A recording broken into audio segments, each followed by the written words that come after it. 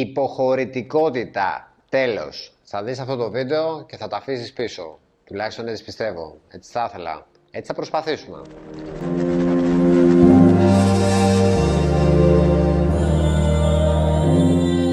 Είμαι ο Ευάγγελος Κατσούλης, ψυχίατρος ψυχοθεραπευτής, αρκετά χρόνια ενασχόλησης με το χώρο και είμαι σε αυτό το κανάλι για να μοιραστώ μαζί σου κάποιες σκέψεις, κάποιες ιδέες, για προτάσεις, θα μου πεις και εσύ δηλαδή με τα σχόλιά σου πώς τις βλέπεις, για θέματα που απασχολούν πολύ κόσμο, εσένα, εμένα, το διπλανό σου και να δούμε μαζί τι μπορούμε να κάνουμε, πώς μπορούμε να τα διαχειριστούμε, αν υπάρχουν κάποιες λύσεις, συνήθως υπάρχουν λύσεις, αρκεί να τις δούμε.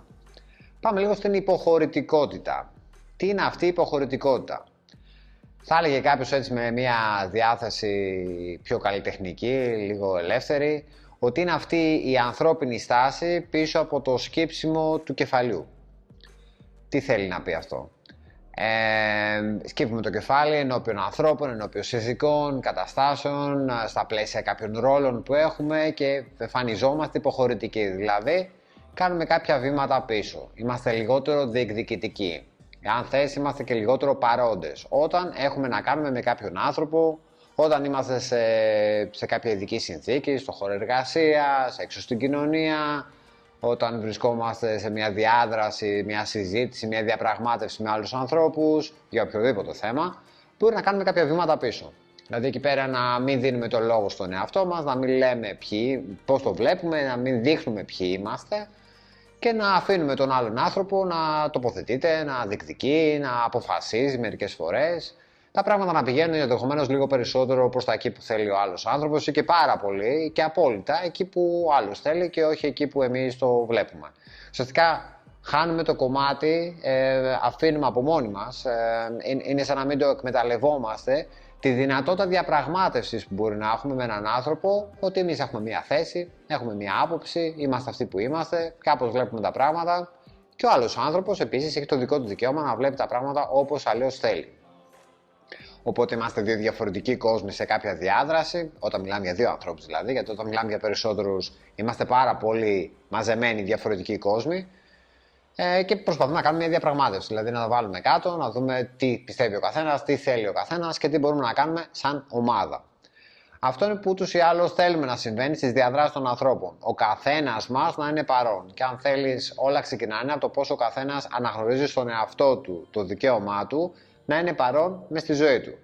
Γιατί αυτή η υποχωρητικότητα εμφανίζεται όταν κάποιος δεν έχει αναγνωρίσει για τον εαυτό του αυτό το δικαίωμα. Ότι ο ίδιος χρειάζεται να ξεκαθαρίσει το τοπίο με δικούς του όρους σε αναφορά με αυτό που ζει. Όχι για τη ζωή του άλλου ανθρώπου, για τη δική του ζωή. Ο καθένας, είπαμε, κάνει διαχείριση του εαυτού του στη ζωή του.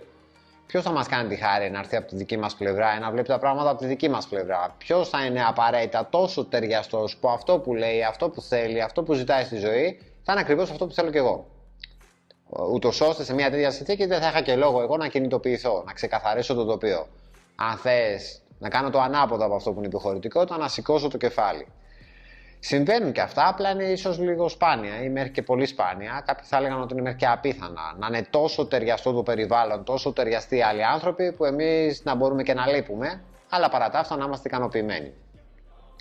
Ποιο είναι τώρα το μεγάλο θέμα στην υποχωρητικότητα και γιατί το συζητάμε, γιατί το κάναμε θέμα, γιατί κάναμε βίντεο γι' αυτό? Γιατί με την υποχωρητικότητα πρώτα κακοπερνάμε εμείς. Χαλάμε την ποιότητα ζωής μας. Χαλάμε την αίσθηση που έχουμε για τη συγκεκριμένη διάδραση με έναν άνθρωπο απέναντι στον οποίο εμείς είμαστε υποχωρητικοί. Γιατί αυτή η διάδραση εξελίσσεται προς κατευθύνσεις που δεν έχουν να κάνουν με εμάς. Δεν έχουμε όση ικανοποίηση θέλουμε, η ασφάλειά μας τίθεται υπό αμφισβήτηση δίπλα σε έναν τέτοιο άνθρωπο. Προφανώς οι όροι της ικανοποίησης θίγονται, γιατί δεν ορίζονται από εμάς, ορίζονται κυρίως από τον άλλον άνθρωπο και είπαμε είμαστε διαφορετικοί. Οπότε το πιθανότερο που μπορεί να συμβαίνει είναι ο άλλος άνθρωπος κάπως διαφορετικά να ορίζει τη δική του ικανοποίηση και όχι τη δική μας, αυτό να διεκδικεί. Γι' αυτό το λόγο να τρέχει η διάδρασή μας προς την ικανοποίηση των δικών του αναγκών και όχι τη δική μας, και όχι των δικών μας. Οπότε, αρχικά χαλάμε την ποιότητα ζωής μας, χαλάμε τις καταγραφές που κάνουμε δίπλα σε ανθρώπους, εντασσόμενοι στην προσπάθειά μας να ενταχθούμε σε κάποιο πλαίσιο, με κάποιους ρόλους που έχουμε. Χαλάμε αυτό που καταγράφουμε, χαλάμε την αίσθησή μας για τη θέση μας μέσα στη ζωή. Αντιλαμβάνεσαι ότι αυτό αργά ή γρήγορα θα επηρεάσει και τη διάθεσή μας, θα επηρεάσει και τη δυνατότητά μας να συνεχίσουμε να είμαστε εκεί πέρα, ουσιαστικά υπονομεύουμε το κατά πόσο μπορούμε να συνεχίσουμε να είμαστε με έναν άνθρωπο όταν είμαστε υποχωρητικοί απέναντί του. Γιατί θα κουραστούμε. Επίσης, άλλο μεγάλο πρόβλημα που μπορούμε να διαπιστώσουμε όταν είμαστε υποχωρητικοί. Κακομαθαίνουμε τους ανθρώπους γύρω μας και ουσιαστικά δεν το κάνουμε σκεμμένα για να τους κακομάθουμε, απλά τους δείχνουμε ότι είμαστε κάποιος άλλος. Γιατί λείπουμε. Αν εμείς λείπουμε, αν εμείς δεν δείξουμε ποιοι είμαστε, ο άλλος άνθρωπος μπορεί να εννοεί για μας το οτιδήποτε αυτός θα ήθελε εμείς να είμαστε. Τι σημαίνει αυτό? Ουσιαστικά ποτέ δεν μας γνώρισε. Δεν του παρουσιαστήκαμε. Δεν δείξαμε τα θέλω μας, δεν δείξαμε τη διαδρομή μας, δεν δείξαμε πώς βλέπουμε τα πράγματα, τις απόψεις μας. Πόσο άλλος άνθρωπος θα ψηλιαστεί, θα οσφριστεί μόνος του, θα διαισθανθεί ποιοι είμαστε, όταν εμείς του το έχουμε επιμελώς κρύψει. Είναι πολύ δύσκολο. Μέχρι και ανέφικτο θα λέγει κάποιος. Οπότε, δημιουργούμε επιβαρυντικούς παράγοντες, δυσμενείς προγνωστικούς παράγοντες, αν θες, για το κατά πόσο μπορεί να εξελιχθεί οποιαδήποτε διάδρασή μας με έναν άνθρωπο. Και γιατί εμείς κουραζόμαστε και γιατί ο άλλος άνθρωπος, είπαμε, τελικά δεν μας γνώρισε. Επίσης, ένα τρίτο θέμα που είναι επίσης πολύ σημαντικό. Δημιουργούμε μια συνήθεια δια της επανάληψης της υποχωρητικότητας, όταν επαναλαμβάνουμε δηλαδή αυτή την υποχωρητική στάση, δημιουργούμε μια συνήθεια και σε εμάς και στον άλλον άνθρωπο, ότι εμείς θα λείπουμε και ο άλλος μπορεί να σκέφτεται και να λειτουργεί και να νομίζει το οτιδήποτε θέλει για εμάς και για το μεταξύ μας. Το οποίο τι σημαίνει? Ότι διαμορφώνεται αυτή η αλληλεπίδρασή μας με τον άλλον άνθρωπο με όρους που μπορεί να εξυπηρετούν και πάρα πολύ μάλιστα να εξυπηρετούν τον άνθρωπο απέναντι, αλλά έτσι όπως και σήμερα δεν εξυπηρετούν εμάς, θα συνεχίσουν να μας εξυπηρετούν και στο μέλλον. Αν θες, δημιουργείται μια δυσμενής κατεύθυνση για αυτό το μεταξύ μας. Το πιθανότερο είναι να φτάσουμε σε κάποια σημεία που να ασφικτιούμε, να πνιγόμαστε, να μην αντέχουμε άλλο, να έχουμε διαλύσει τον εαυτό μας, να έχουμε εξαντληθεί από το ότι δεν ικανοποιούμε ανάγκες μας, από το να έχουμε γεμίσει αποθυμένα, να έχουμε γεμίσει με νεύρα, θυμό, εκνευρισμό, άγχος, όλα τα καλά, με εισαγωγικά, συναισθήματα και απαντήσεις που θα μας έδινε ο ψυχισμός για να μας δείξει ότι είμαστε σε έναν δρόμο που δεν είναι σωστός. Οπότε δεν χρειάζεται να διαλύσουμε τον εαυτό μας, δεν χρειάζεται να εξαντληθούμε με τη διαχείρισή μας. Χρειάζεται να δώσουμε αυτή την ευκαιρία στον εαυτό μας να είναι παρόν μες στη ζωή του. Και αν θες, αυτό ξεκινάει από την επεξεργασία της σχέσης με τον εαυτό μας. Κανένας άλλος δεν θα μας μάθει να είμαστε, να μην είμαστε υποχωρητικοί. Οι άνθρωποι γύρω μας μπορεί και να βολεύονται από τη δική μας υποχωρητική στάση, γιατί κάνουν τα δικά τους. Απέναντί μπορεί να διεκδικούν εμείς να υποχωρήσουμε απέναντί τους, για όποιο δικό τους λόγο. Εδώ δεν είμαστε για να κάνουμε ψυχολογική ανάλυση, ψυχογράφημα στους απέναντί μας. Είμαστε για τον εαυτό μας. Εμείς γιατί το κάνουμε? Το κάνουμε για να κρατήσουμε κάποια σχέση? Το κάνουμε γιατί έτσι νιώθουμε ότι ο άλλος άνθρωπος έχει μεγαλύτερη πιθανότητα να κάτσει δίπλα μας? Το κάνουμε γιατί έχουμε την ανασφάλεια ότι αν δείξουμε αυτό που είμαστε, ο άλλος άνθρωπος θα φύγει, θα μείνουμε μόνοι μας? Υπάρχει κάποιος φόβος μοναξιάς? Υπάρχει μια αίσθηση για τον εαυτό μας ότι είναι λίγος, ανεπαρκής, ανεπιθύμητος? Πώς δημιουργήθηκε αυτή η αίσθηση? Ποιος μας τη δημιούργησε? Έχει να κάνει μήπως με συγκεκριμένα βιώματα, με κάποιους ανθρώπους που συναντήσαμε, με εντυπώσεις που αρπάξαμε από διαδράσεις με άλλους ανθρώπους που μας έδειξαν ότι δεν τους κάναμε, ότι τους πέσαμε λίγοι? Ακόμα και αυτό να έγινε. Σήμερα τι ακριβώς κάνουμε? Επηρεαστήκαμε από κάποια συγκεκριμένη διάδραση με ένα συγκεκριμένο άνθρωπο υπό τις συγκεκριμένες χρονικές και άλλες συνθήκες που κάποια στιγμή στο παρελθόν αυτό το ζήσαμε, και επειδή τότε επηρεαστήκαμε, τότε δεν μας άρεσε, τότε μπορεί να φοβηθήκαμε, μέχρι και τρομοκρατηθήκαμε για το τι τότε έγινε. Σήμερα επιμελώς και με πολλή προσπάθεια και με πολύ κόπο και μεγάλο κόστος κρύβουμε τον εαυτό μας μέσα στη ζωή μας.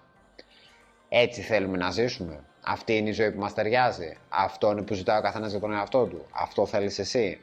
Θα μου το γράψεις και στα σχόλια κάτω, γιατί θέλω να είμαστε σε διάδραση με βάση αυτά που λέμε σε αυτό το βίντεο. Είναι μεγάλο θέμα υποχωρητικότητα. Διεκδικούμε την ποιότητα ζωής που ορίζουμε εμείς ότι χρειαζόμαστε, με όρους ασφάλειας και ικανοποίησης. Η υποχωρητικότητα δεν έχει καθόλου να κάνει ούτε με την ασφάλειά μας, ούτε με την ικανοποίησή μας, όπου και αν βρεθούμε, όποιον και αν έχουμε απέναντι. Ουσιαστικά, όπως είπαμε, είναι σαν να λείπουμε όταν είμαστε υποχωρητικοί μέσα στη ζωή μας. Σαν να είμαστε παρόντες, αλλά ταυτόχρονα είμαστε και απόντες από την ίδια μας τη ζωή. Είπαμε ότι και σε προηγούμενα βίντεο, και αν θέλεις μπορείς να ρίξεις μια ματιά, ότι η ζωή είναι μια δική μας ευκαιρία, είναι ένα δικό μας δώρο που θέλουμε να το αξιοποιήσουμε. κατά ποια έννοια μπορούμε να επιλέξουμε, μπορούμε να καταλήξουμε, μπορούμε να απαγιώσουμε μια στάση που εμείς λείπουμε και δεν αξιοποιούμε το δώρο μας.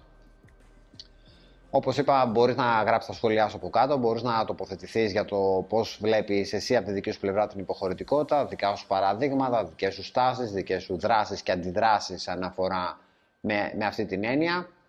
Μπορείς να γραφτείς στο κανάλι, θα βγουν πολλά περισσότερα βίντεο για θέματα που αφορούν πάρα πολλούς από εμάς, ενδεχομένως και εσένα.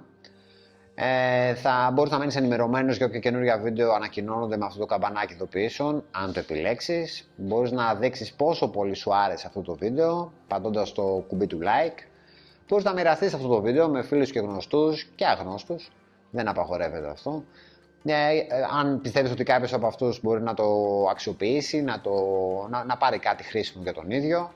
Και εμείς, ως γνωστόν, είμαστε σε επικοινωνία. Γεια σας!